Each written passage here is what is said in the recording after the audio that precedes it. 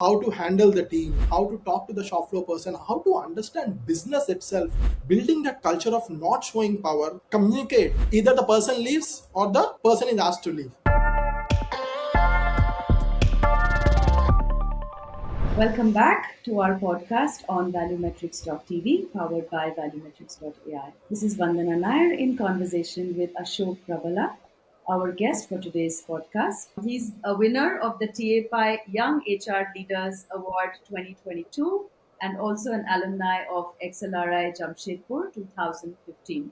Welcome, Ashok. It would be lovely to have you talk about your journey in the talent management space across your career. Over to you. Thank you, Vandana. Thank you for the invitation. So I started my career in 2009 with Amar Raja batteries, then TVS Motors, then moving to Coromandel International Limited, then working with a startup, OlaCabs.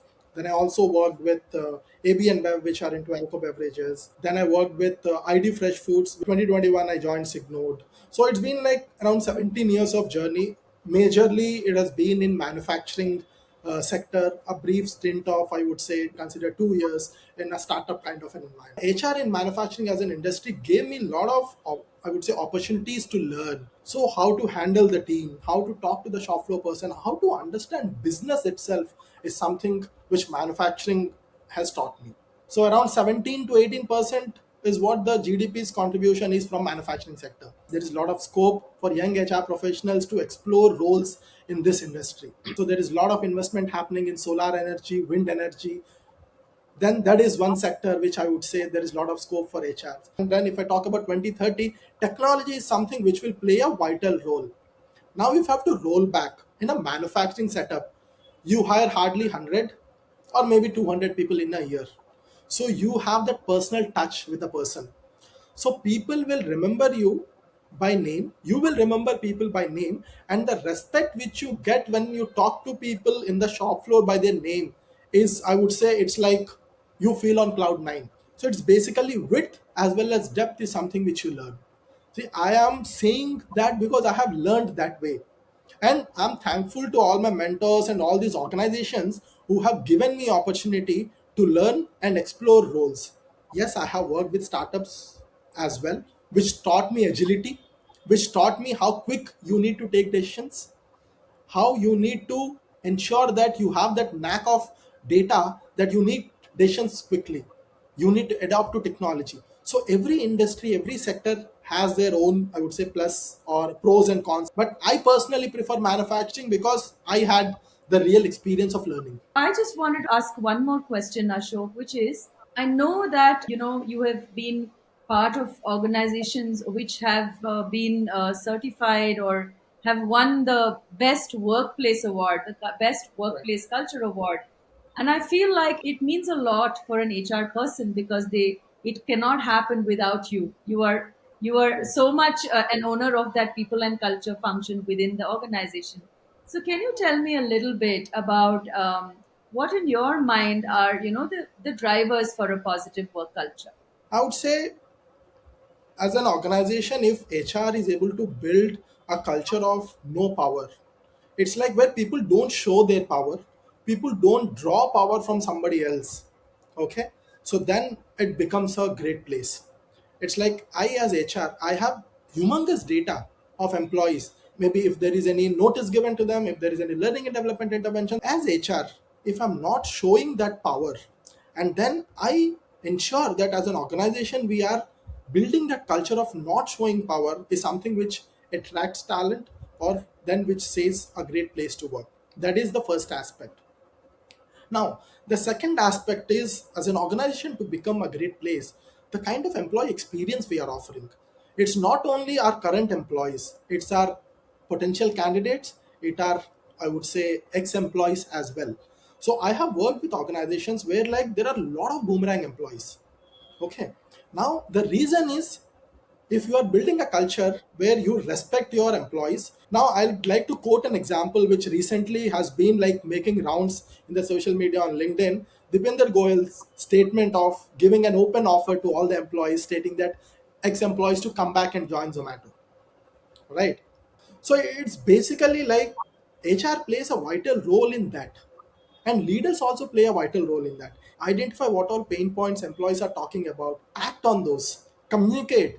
And the third part is creating a brand equity for the organization as well as employees. If I've left an organization in 2016, even till today, if I talk about that organization, then that organization has created an equity, brand equity for me and for the organization itself, that the kind of roles I got, the kind of challenging assignments I have been given, the kind of investment they have made for me to be developed as a professional today and sit in front of you and talk to all the people, those who will be like viewing this. So obviously that I will say that these are the three aspects which can make an organization a great place to work. The way you treat your people, the way you respect your employees, the way you respect your ecosystem which we have created as an organization will make a great place to work. Can't agree more.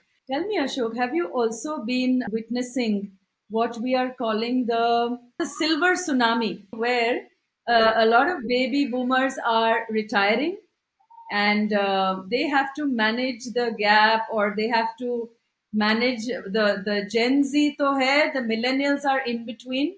So there's a lot of generational gap.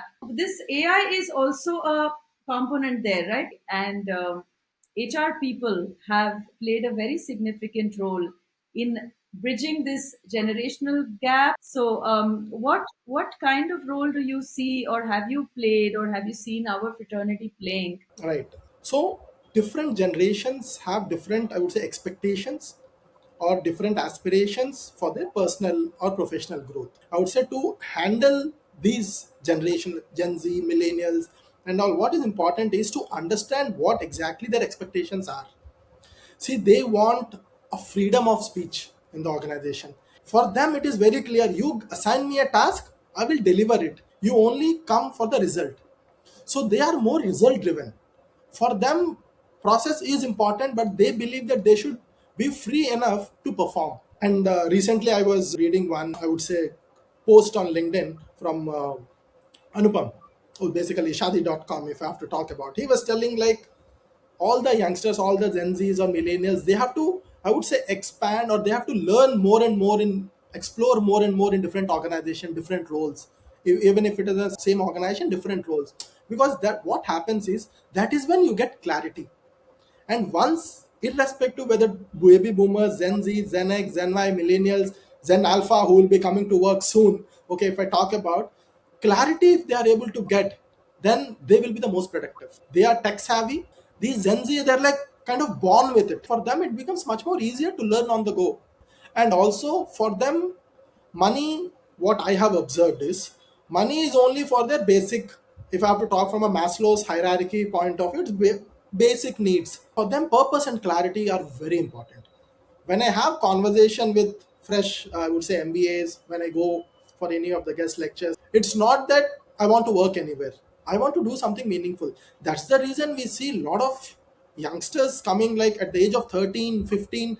They are building companies and they are employing people because they have that clarity, they have that purpose. And as organizations, rather being, I would say, rigid structures, if we have fluid structures in place, then we'll be able to retain them and we'll be able to see the high performance from them. Right. I remember very recently a huge survey, a study was conducted across about 19 countries, and more than I don't know how many thousand people were, part of this survey.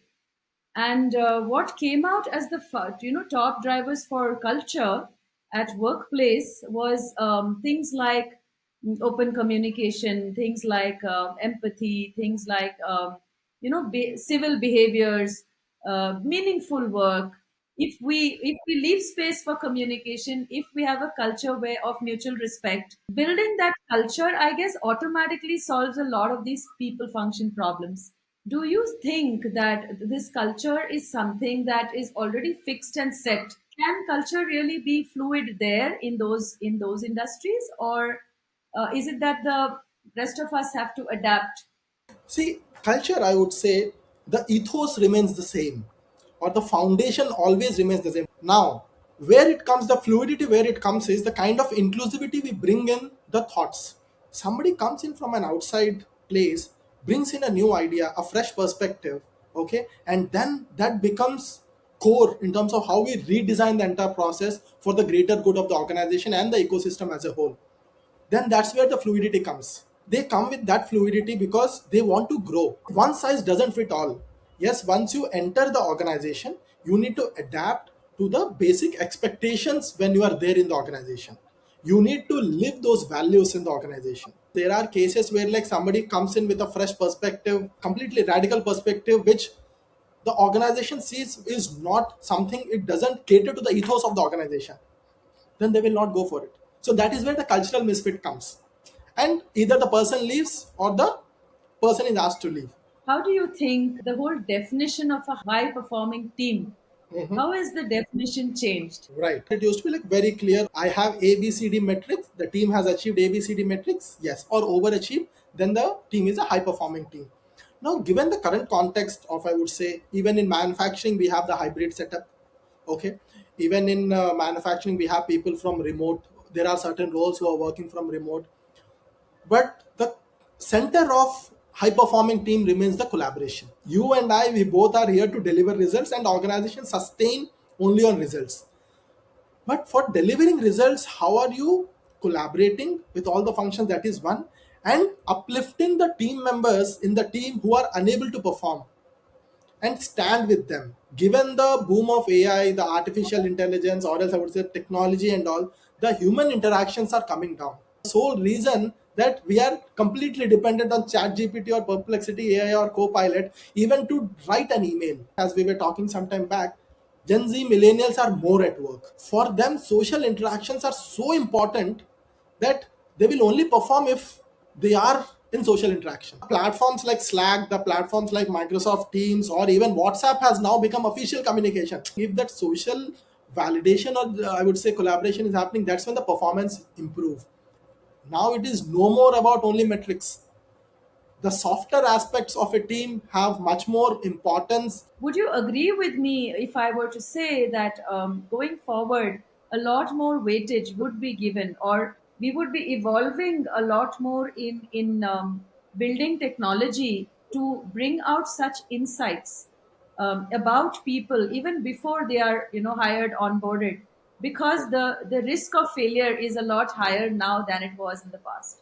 Right. So what are your closing comments, Ashok? So Vandana, like let's talk from a talent acquisition or a recruitment point of view. We all know that there are like plethora of companies who are into this, I would say, artificial intelligence recruitment or AI in recruitment. Those who help in terms of screening your CVs, those who help in terms of doing the interview, virtual interview. Then on the set of competencies, the I would say AI will give you this is what the report card is. I would say a beginning point. From there, it is important that we take those as clues and work on the development aspect once we hire the person. So that's where we need to integrate your recruitment, your LMS, your LND or LMS, then your PMS, then your development plans, so that from the very beginning we know this is how the path has to be for this person to perform.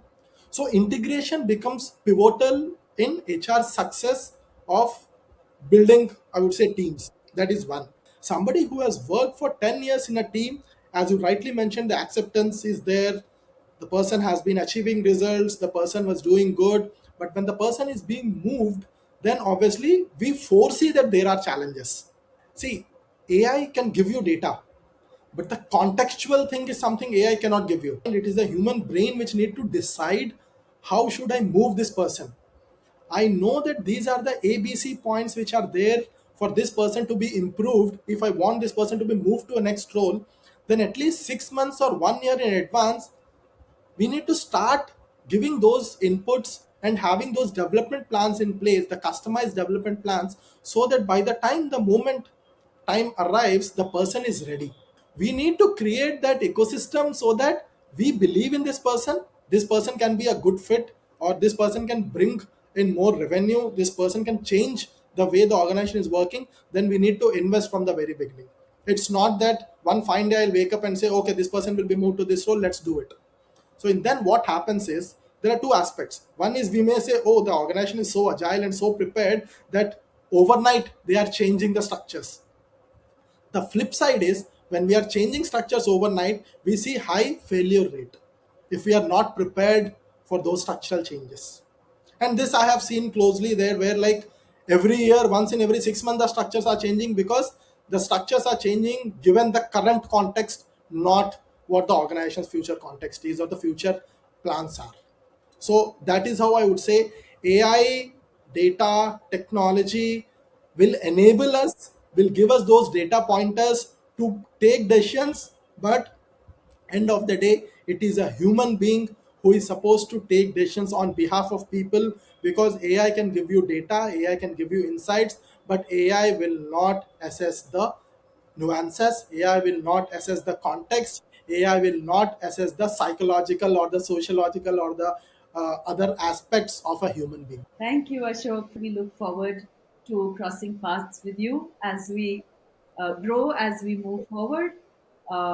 It's been wonderful talking to you, your insights from the manufacturing industry and the perspective of industries which are non-tech, and the patience and the resilience of the HR person in those industries is really something that we don't talk about much. Thank you, Vandana. Thank you for this opportunity for me to share my perspective.